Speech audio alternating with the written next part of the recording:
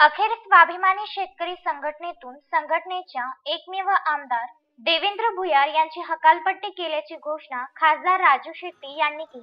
24 मार्च रोजी मोर्शी तालुक्यातील हिवरखेड येथील जिल्हा परिषद शाळेच्या मैदानावर रात्री 9 वाजताच्या दरम्यान शेतकरी स्वाभिमान पक्षाच्या मेळाव्याचे आयोजन करण्यात आले होते। या मेळाव्याचे मुख्य आकर्षण होते मोर्शी व वरुड विधानसभेचे स्वाभिमानी शेतकरी संघटनेचे एकमेव आमदार देवेंद्र भुयार।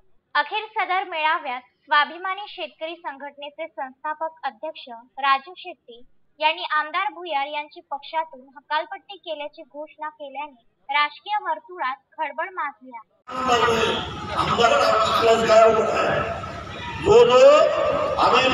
इतरांना सुद्धा इशारा जो कोणी चळवळीशी गद्दारी कराल, जो कोणी शेतकऱ्याशी गद्दारी कराल त्याला सुद्धा ही शिक्षा भोगावी लागेल।